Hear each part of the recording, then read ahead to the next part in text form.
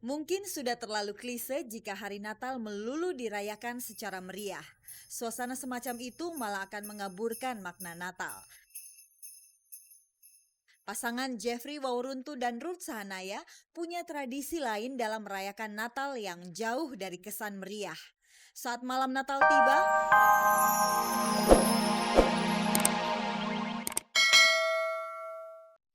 Selamat pagi pemirsa, selamat bergabung kembali di Gospot, gosip terdepan seputar orang ternama. Saya Nela Ana akan menyajikan informasi terdepan seputar orang ternama untuk menemani hari libur Anda bersama keluarga.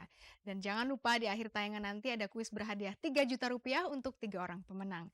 Kalau Anda mau hadiahnya, jawab pertanyaan kuisnya. Caranya mudah sekali, ketik GS, spasi jawaban A atau jawaban B dan kirimkan via SMS ke nomor 6288.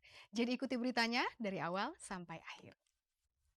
Bersama Gospot Anda tak perlu was-was ketinggalan berita dan pemirsa, inilah sajian segar dari meja redaksi Gospot untuk Anda yang memang haus akan berita-berita dari dunia selebriti.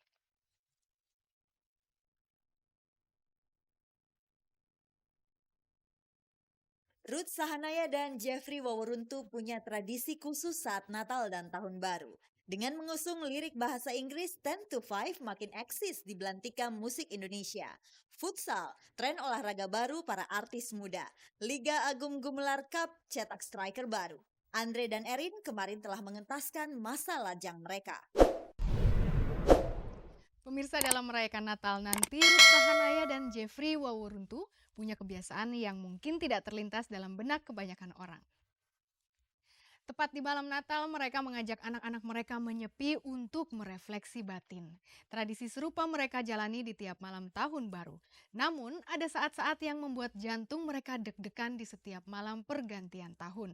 Untuk lebih tahu, mari kita saksikan liputannya.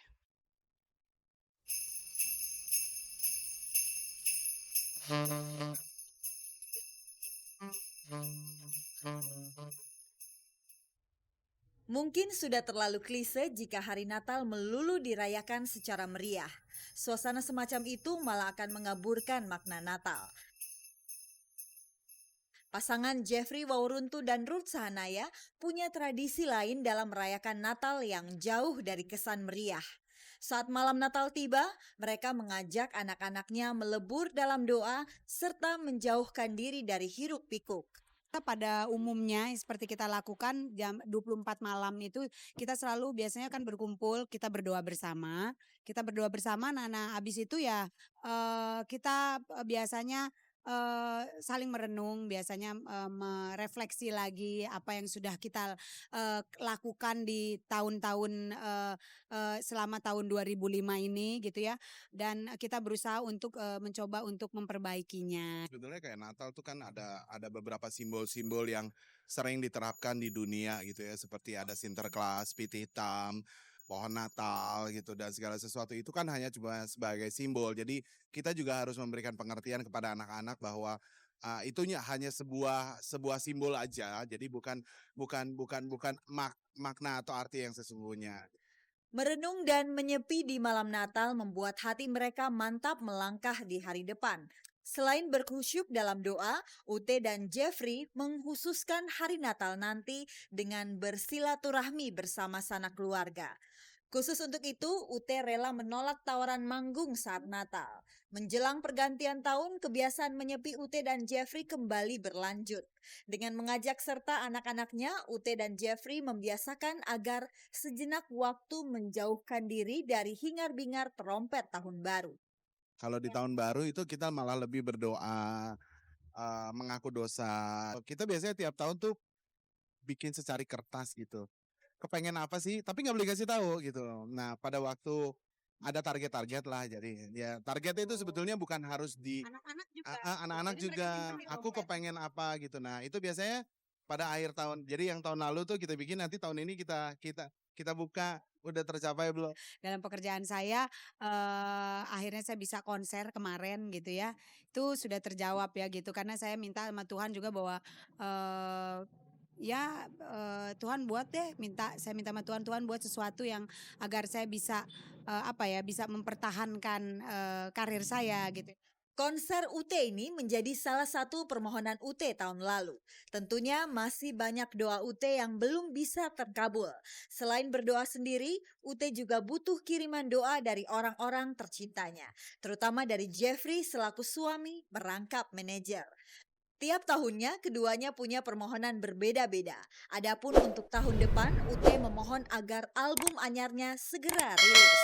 Namun ada satu permohonan yang tak pernah berubah sampai kapanpun, yaitu saling mendoakan supaya cinta mereka abadi. Doa saya, ya maksudnya saya minta sama Tuhan, nggak muluk-muluk. Saya berharap supaya, paling utama adalah, hubungan kerja kita gitu ya. Hubungan kerja kita bisa, lebih, bisa lebih, saling mengerti gitu ya, dan bisa tetap bertahan terus gitu ya, bisa langgeng.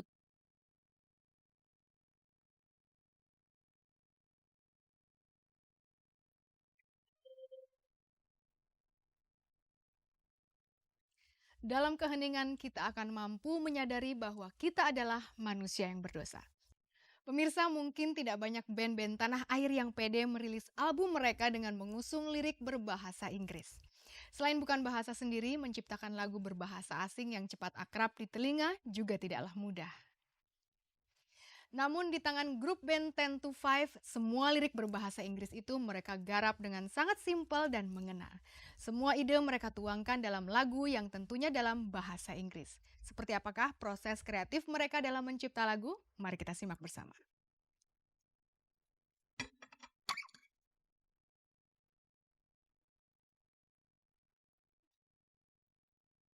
Oh my, oh my, oh my. 10 to 5, band yang digawangi 4 anak muda ini punya rasa percaya diri yang besar dalam meramaikan kancah musik tanah air yang syarat dengan persaingan. Mereka berani tampil beda dengan mengusung lirik lagu berbahasa Inggris. Namun di luar dugaan, album pertama mereka cukup sukses. Lagu hits mereka, I Will Fly, sempat merajai tangga lagu di radio. Berpijak pada prestasi itu, mereka makin bersemangat merilis album keduanya. Untuk album keduanya itu tak ada satupun lirik yang berbahasa Indonesia. Mungkin ngelihat dari album kemarin kan kebetulan hits yang memang istilahnya banyak disuka orang kebenaran yang bahasa Inggris gitu. Jadi kita juga berpikir ya udahlah sekarang bahasa kayaknya udah bukan jadi penghalang harus bahasa Inggris atau bahasa Indonesia. Jadi akhirnya ya udah nggak ada bedanya lah kita anggap sama rata. Cuman buat aku pribadi aku lebih gampang untuk bikin lirik pakai bahasa Inggris. Mereka lebih sreg menuangkan inspirasi ke dalam lirik bahasa Inggris karena 4 sekawan ini pernah tinggal di Australia.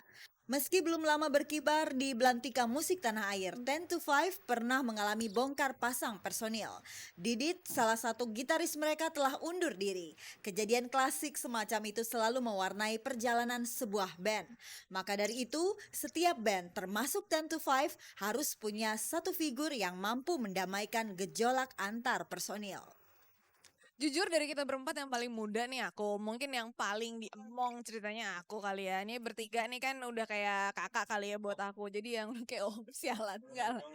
Jadi ya kalau biasanya sih kita bertiga nih kalau ada apa-apa paling Robin yang suka buat kayak gimana nih kalau ada masalah gitu ngadunya ke dia. Yang jelas sih dia orangnya tulus ya.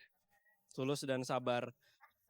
Tulus dan sabar. Jadi yang lain misalnya si Poltak udah emosional atau gue udah emosional gitu, si Robin paling enggak gitu. Kecuali kalau Robinnya dicela, dia paling cepat emosional.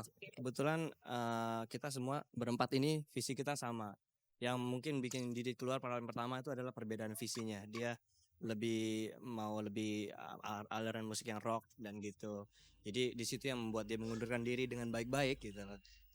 Dalam bermusik, mereka mengusung aliran pop, walaupun keempatnya punya background musik yang gado-gado. Mereka harus menanggalkan ego masing-masing selama di bawah bendera 10 to 5. Jika di tengah jalan nanti mereka ada sedikit ketegangan, sebaiknya mereka mendengarkan suara email personil 10 to 5 yang paling bontot ini. Kemerduan suaranya dijamin akan mengendorkan urat syaraf yang tegang. Baby, please don't say goodbye. I love you too much just to let you fly. I need you to be mine.